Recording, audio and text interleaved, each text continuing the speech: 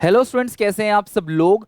Term one में आपकी जो थियरी कवर होगी उसके लिए प्रॉपर सीरीज बनाई जा रही है, जहां पर चैप्टर वाइज सिर्फ और सिर्फ थियरी कवर किया जा रहा है। तो आज मैं बताऊंगा आपको financial statements of a company, यानी कि फाइनेंशियल वाली बुक की, यानी कि जो आपकी थर्ड बुक है उसका पहला चैप्टर। और इस पूरे चैप्टर को मैं दो पोर्शन में कवर करने वाला हूं। क्यों कर रहा हूं? सिर्फ इसी चैप्टर को दो पोर्शन में कवर करूंगा, बाकी सारी चीजें क्लास वन वन शॉट में कवर होंगी। ये ऐसा इसलिए क्योंकि यहां पे एक तो आपका जो सब हेडिंग्स है, मेजर हेड और सब हेड, उसके लिए मैं चाहता हूं क्लास अलग से एक वीडियो बने, क्योंकि मेजर हेड सब हेड में बहुत सारे बच्चों को प्रॉब्लम होती है। तो एक वीडियो बिफोर एग्जाम भी आप देखकर जा सकते हो और पूरा हेडिंग सब हेडिंग लर्न हो जाएगा। रेस्ट जितनी भी थियोरी है क्लास वो मैं आज कवर करने जा रहा हूं, तो वीडियो एंड तक देखना अच्छे से, क्लास सारी चीजें समझ लेना। इससे बाहर थियोरी में पूछा नहीं जाएगा आपसे। ओके, स्टार्ट करते हैं। सबसे पहली देखो बात क्या है, ये जो बुक का नाम है वो है class analysis of financial statements. लेकिन हम किसके फाइनेंशियल स्टेटमेंट्स को एनालाइज करने जा रहे हैं क्लास? कंपनी के। ध्यान रखना, हम किसी फर्म की स्टेटमेंट्स, फाइनेंशियल स्टेटमेंट्स को एनालाइज करने नहीं जा रहे हैं, हम एनालाइज करने जा रहे हैं क्लास किसी भी कंपनी के फाइनेंशियल स्टेटमेंट्स को। एनालाइज का मतलब क्या होता है? स्टडी करना, ताकि कोई बेटर रिजल्ट निकल सके। जैसे अगर मुझे कोई मोबाइल फोन या लैपटॉप या कोई गैजेट खरीदना होता है, तो मैं चार पांच को अच्छे से देखता हूँ क्लास, अलग अलग ब्रांड के देखता हूँ, अलग अलग वैल्यू, मेरे लिए कौन सा सूटेबल है, कौन सा मेरे बजट के अंदर है, उसमें क्या क्या खास बात मैं ढूंढता हूँ। उसी तरीके से क्लास कंपनी के भी फाइनेंशियल स्टेटमेंट्स को स्टडी किया जाता है प्रॉपर तरीके से, ताकि ये जाना जा सके कि यार कंपनी कैसा चल रहा है, वो ग्रोथ में जाएगा या डाउन होगा, ग्रोथ होगा भी तो कितना होगा, कितने साल तक के चलाने के लिए हमारे पास पैसा है, कब हमारा बिजनेस बंद हो सकता है, और हमारी प्रॉफिटेबिलिटी कैसी है। ये सारी चीजें जानने के लिए क्या करते हैं क्लास? हम फाइनेंशियल स्टेटमेंट्स को एनालाइज करते हैं। जब मैं इतनी बार बोल रहा हूं फाइनेंशियल स्टेटमेंट्स, तो वो है क्या? फाइनेंशियल स्टेटमेंट का मतलब होता है बैलेंस शीट। बैलेंस शीट मतलब पोजीशन स्टेटमेंट।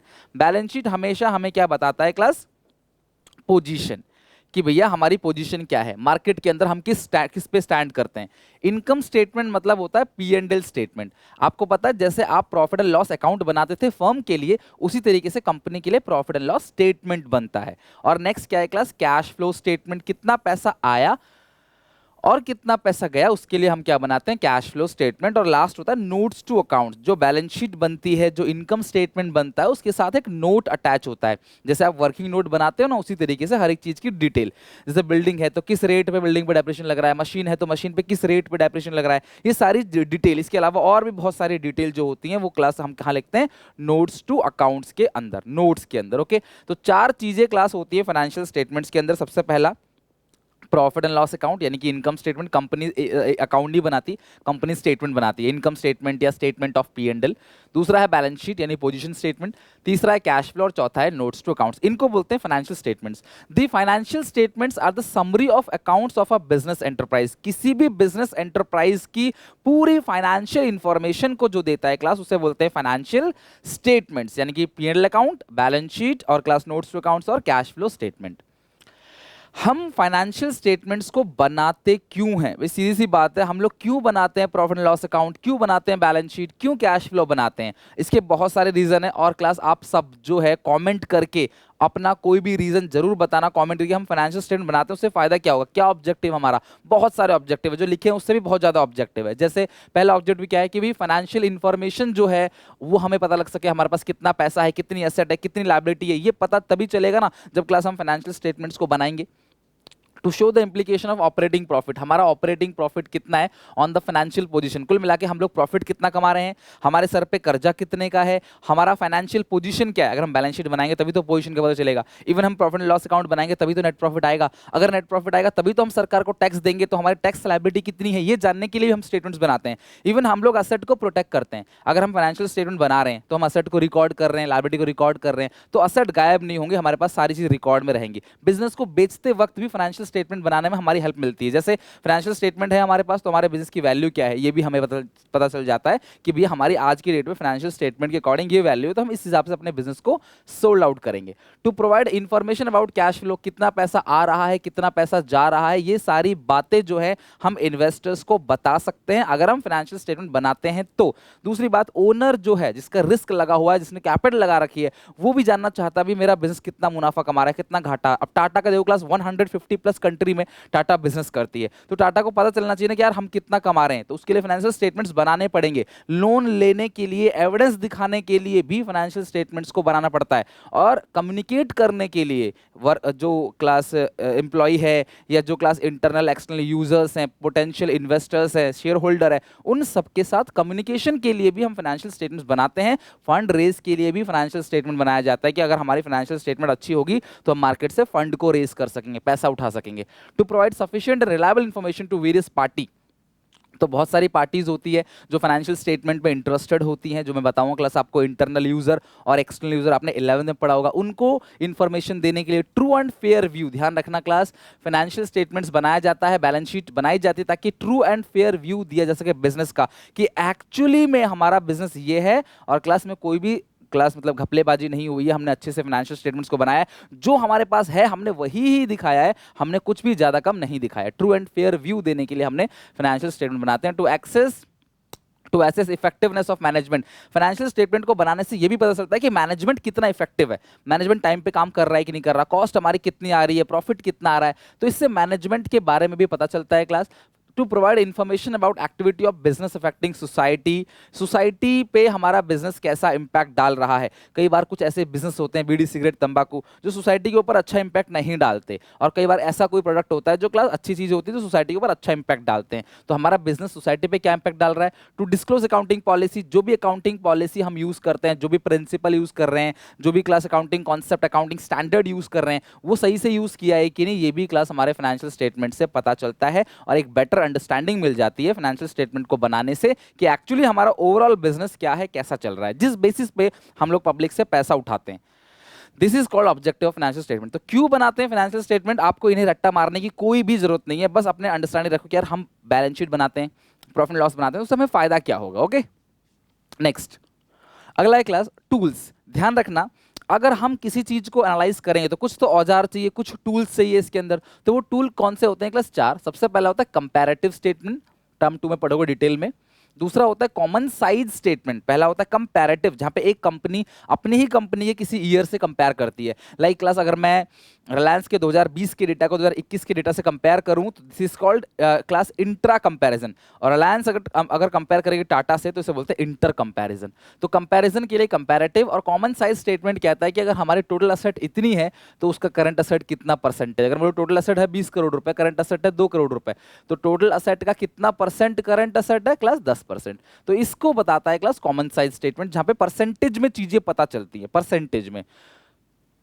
रेशियोज चैप्टर तो पढ़ाई दिया मैंने क्लास आपको, अकाउंटिंग रेशियो। तो रेशियो से भी हम लोग क्या करते हैं, एनालाइज करते हैं। जीपी रेशियो कितना है, जीपी रेशियो किसका ज्यादा है, एनपी रेशियो किसका ज्यादा है, ऑपरेटिंग कॉस्ट रेशियो जिसका कम है वो अच्छी कंपनी है, जिसका ऑपरेटिंग कॉस्ट रेशियो ज्यादा है उसको मतलब कहीं ना कहीं नुकसान हो रहा है, कॉस्ट ज्यादा आ रही है उसकी। Inventory turnover ratio, debt equity में डेट कितना है, इक्विटी कितना है, करंट असेट कितना है, करंट लायबिलिटी कितना है, शेयर होल्डर फंड कितना है, टोटल असेट कितना है। तो जब हम इन सबको कंपेयर, रेशियो करते क्यों है क्लास, ताकि हम एनालाइज कर सके कंपनी के बारे में। लॉन्ग टर्म सॉल्वेंसी के लिए debt equity ratio, short term solvency के लिए करंट रेशियो। तो रेशियो से भी क्लास हम क्या करते हैं, फाइनेंशियल स्टेटमेंट्स को एनालाइज कर लेते हैं। और अगला क्लास कैश फ्लो स्टेटमेंट। कुल मिलाकर आपके 4 जो चैप्टर हैं, एक comparative common size, 3rd chapter ratio है, 4th चैप्टर और 5th chapter cash flow statement. यही होता है tools for analysis of financial statements. और ये टूल्स से हम लोग फाइनेंशियल स्टेटमेंट्स को एनालाइज करते हैं। ओके, हेडिंग सब हेडिंग छोड़ के क्लास में आपसे सब कुछ बता दूंगा इस चैप्टर के अंदर, जो भी कुछ है, क्योंकि थियोरेटिकल है, एमसीक्यू बेस्ड है, कहीं से भी पूछा जा सकता है। अगर ये theoretical paper, MCQ based paper नहीं होता ये वाला, तो मैं क्लास आपको 15 मिनट के अंदर, 10 मिनट के अंदर पूरी थ्योरी करा देता। बट ये थियोरेटिकल है और एमसीक्यू बेस्ड है, किसी भी कोने से पूछा जा सकता है चैप्टर में। तो इसलिए क्लास डिटेल में वीडियो एंड तक देखना, थोड़ी सी लंबी हो कोई बात नहीं, बट कॉन्सेप्ट सारे क्लियर होने चाहिए। ठीक, अच्छा लगे तो लाइक करना, अपने सारे दोस्तों में चैनल को शेयर करना। क्लास में A to Z दिन रात मेहनत कर रहा हूँ आपके लिए, पूरी रिवीजन कराऊंगा, पूरे case study, practice paper, MCQ based जो भी है, अकाउंटिंग को बीएसटी, तीनों का। बस यार आपका प्यार, आपका सपोर्ट मिलने मैटर करता है, जो मुझे मोटिवेट करता है, मेरे अंदर आग लगाता है दिन रात और मेहनत करने के लिए। ठीक है सर, फाइनेंशियल स्टेटमेंट बता दिया आपने, टूल्स बता दिए कौन कौन से फाइनेंशियल स्टेटमेंट को एनालाइज करने के लिए होते हैं। आपने ये भी बता दिया कि फाइनेंशियल स्टेटमेंट बनाते क्यों हैं और कौन कौन से फाइनेंशियल स्टेटमेंट्स होते हैं। 4 होते हैं बेसिकली, टूल भी 4 है। ठीक, कंपैरेटिव, कॉमन साइज, टूल, जो रेशियो और कैश फ्लो। आप 3 बोलोगे, कंपैरेटिव कॉमन साइज को 1 बोलोगे तो भी चलेगा, नो प्रॉब्लम।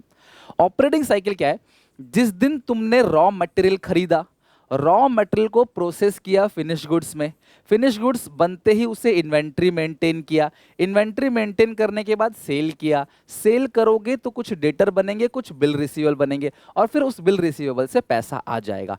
इस पूरे टाइम में जो भी समय लगा है इस पूरी एक्टिविटी में, इसी को बोलते हैं क्लास ऑपरेटिंग साइकिल। जिस दिन मैं रॉ मटेरियल खरीद रहा हूं उस दिन से मैं फिनिश गुड्स बना के बेच दे रहा हूं, बेच के पैसा भी आ जा रहा है, इस पूरे टाइम साइकिल को बोलते हैं ऑपरेटिंग साइकिल। और अगर तुम्हें किसी क्वेश्चन में ऑपरेटिंग साइकिल गिवन नहीं होता तो तुम उससे कितने महीने का मानते हो क्लास? 12 मंथ्स का। You assume the operating cycle is 12 months. अगर क्वेश्चन में गिवन नहीं है ऑपरेटिंग साइकिल कितने महीने का है तो आप मानते हो 12 महीने का। ओके।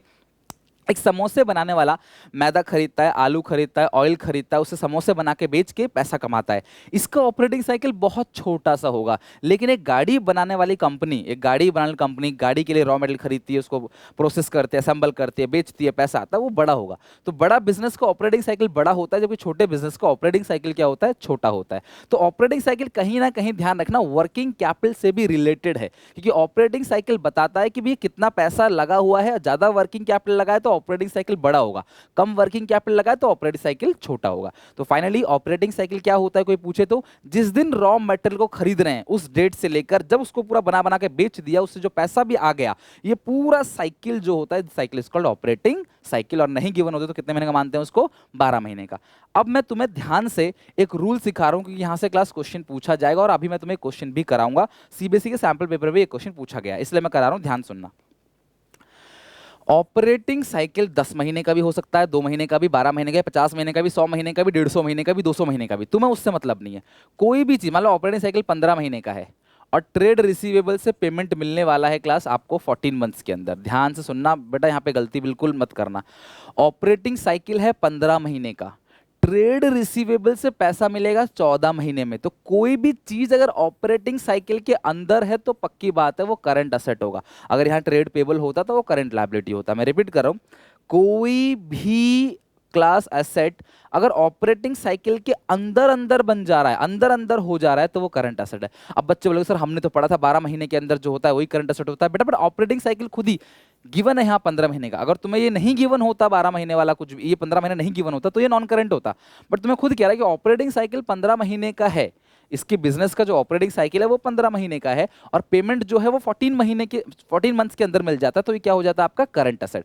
ऑपरेटिंग साइकिल है 25 महीने का, पेमेंट मिल जा रहा है 20 महीने के अंदर, ट्रेड रिसीवेबल 20 महीने के अंदर है, तो ही ये क्या है class current asset. Operating cycle 90 महीने का है, पेमेंट मिल रहा है 70 महीने के अंदर, तो भी ये करंट असेट है। कुल मिलाकर रूल दिमाग में पहला सेट हो गया। क्या सेट हो गया? कि ऑपरेटिंग साइकिल के अंदर अंदर अगर है तो करंट असेट है, ऑपरेटिंग साइकिल के अंदर अंदर अगर है तो करंट असेट है। बोलो दिमाग में सेट हो गया। ऑपरेटिंग साइकिल के अंदर है तो आपने ये देखना बस इसके अंदर होना चाहिए, वो करंट असेट है। पहला रूल सेट हो गया। दूसरा रूल, पहला रूल क्लियर हो गया।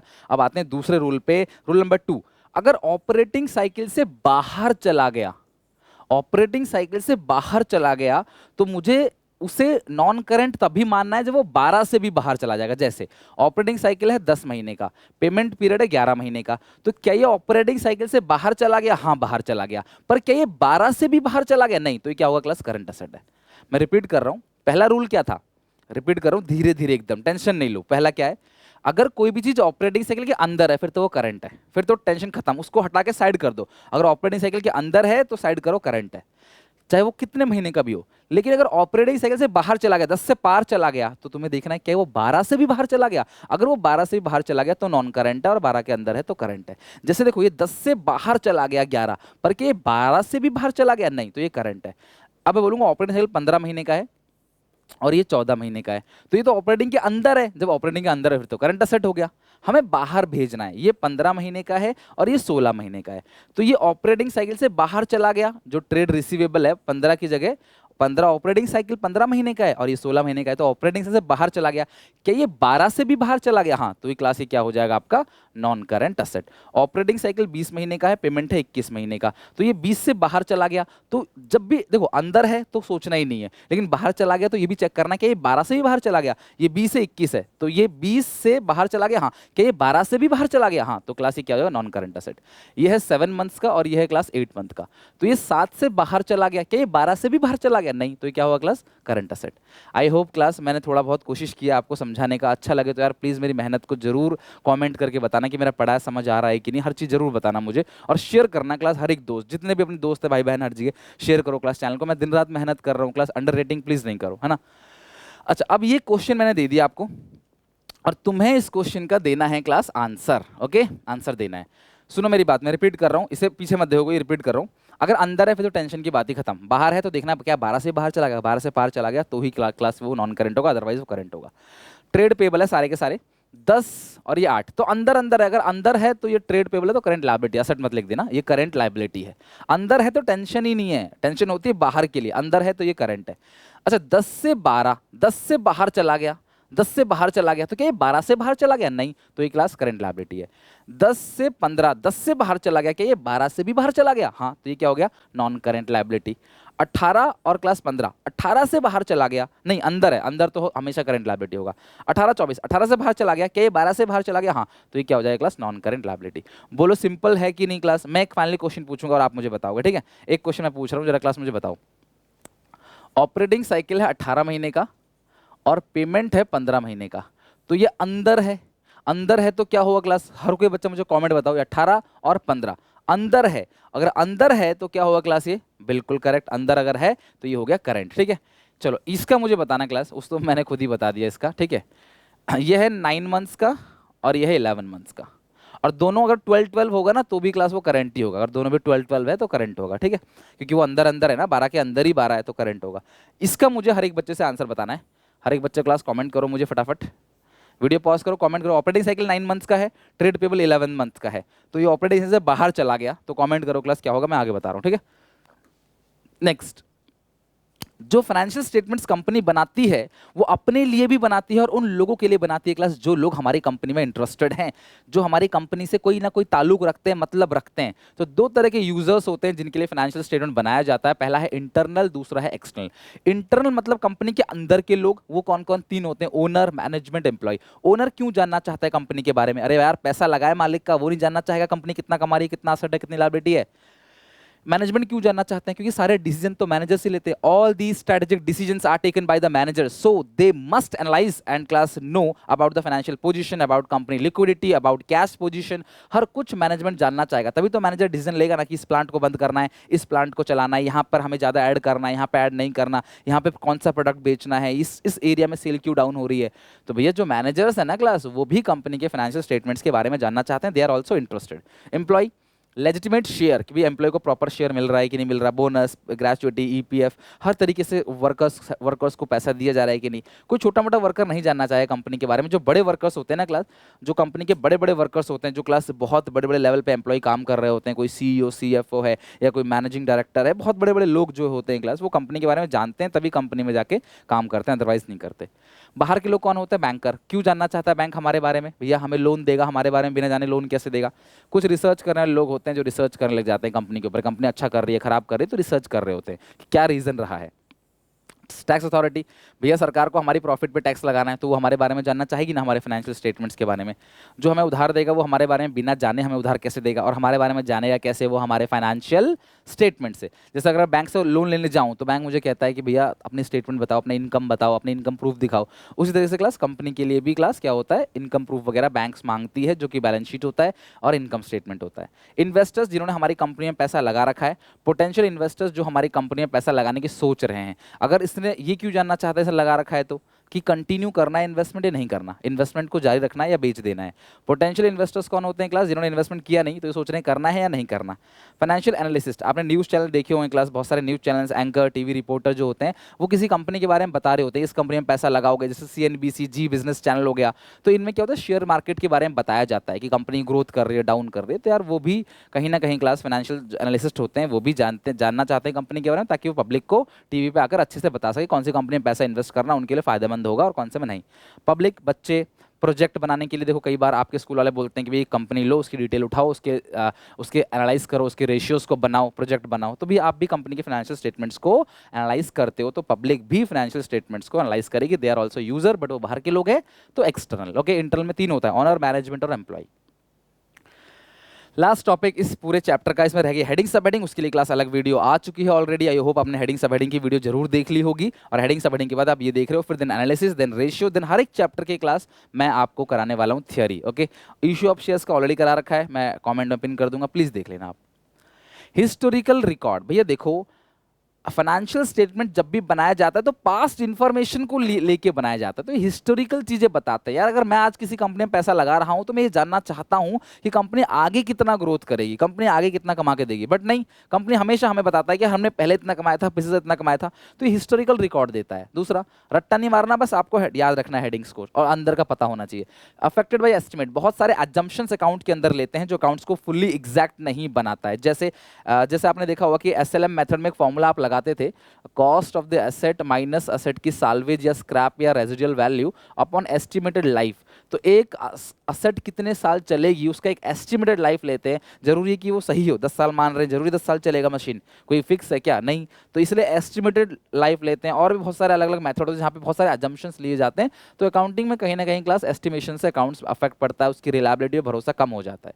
Different accounting practices, SLM method लगाएं या डब्ल्यूडीवी मेथड लगाएं, स्टॉक इन्वेंट्री वैल्यूएशन के भी अलग अलग method, LIFO FIFO weighted average, तो कौन सा मेथड लगाएं? तो कहीं ना कहीं मैनेजर्स के बीच लड़ाई झगड़ा हो जाता है और अकाउंटिंग प्रैक्टिसेस अलग अलग होते हैं, जिसकी वजह से कौन सा अकाउंटिंग प्रैक्टिस हम लगाएं इसमें हमें प्रॉब्लम होती है।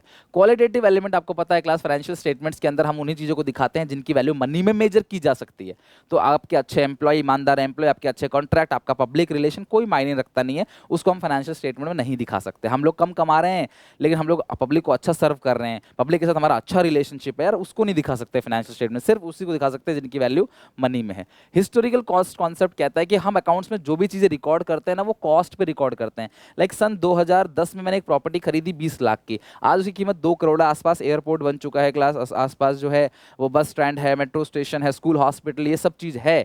तो लेकिन फिर भी क्लास मेरी इसकी कीमत 1 करोड़ है, लेकिन 2021 में भी मेरी मजबूरी है कि मैं इसे 20 लाख ही दिखाऊंगा। यानी कि क्लास हम असेट को कॉस्ट पे दिखाते हैं। किस पे क्लास? अपनी कॉस्ट पे। जो रियल में मार्केट वैल्यू क्लास वो हम नहीं दिखा पाते। तो ये अकाउंटिंग की क्लास लिमिटेशन है फाइनेंशियल स्टेटमेंट। इसके अलावा भी और लिमिटेशन हो सकता है। विंडो ड्रेसिंग, अकाउंटिंग करते वक्त हम लोग झूठ मूठ का सजा देते हैं फाइनेंशियल स्टेटमेंट को। कोई नेगेटिव इंपैक्ट अगर है फाइनेंशियल स्टेटमेंट में तो हम उसे अवॉइड करते हैं, उसको नहीं दिखाते ताकि पब्लिक को नेगेटिव इंपैक्ट ना पड़े। हमारी कंपनी में घाटा हो गया, लॉस हो गया, आग लग गई या कोई घपला हो गया, कोई स्कैम हो गया, तो हम चाहते हैं ये चीज़ पब्लिक को ना बताएं, क्योंकि अगर हम पब्लिक को बताएंगे तो वैल्यू कम हो जाएगी, हमारे शेयर्स की रेपुटेशन कम हो जाएगी, तो अपनी इमेज को छुपा लेते हैं। जैसे हर स्कूल वाले अपने टॉपर्स की लिस्ट लगाते हैं, लेकिन फेलियर की लिस्ट कोई लगाता नहीं है कि यार इतने बच्चे फेल हो गए, हमेशा वो टॉपर की लिस्ट लगाते हैं ताकि पब्लिक की नजर में अच्छा इंप्रेशन पड़े। Similarly class window dressing company भी करती है, वो भी लिख सकते हो। अब इसके अलावा भी कोई पॉइंट है तो वो भी लिख सकते हो। मैंने तुम्हें जितनी नॉलेज इस चैप्टर में दी है ना, इट्स टू इनफ, बहुत ज़्यादा है, इससे बाहर नहीं जाएगा। और हेडिंग सब हेडिंग क्या मैंने आपको पिछली क्लास में बता ही दिया था। तो आई होप क्लास आप इसे अच्छे से लर्न कर लोगे। मिलते हैं नेक्स्ट वीडियो में, तो take care, bye bye. Video like करके, कमेंट करके और शेयर करके जरूर जाना। मिलते हैं नेक्स्ट वीडियो में।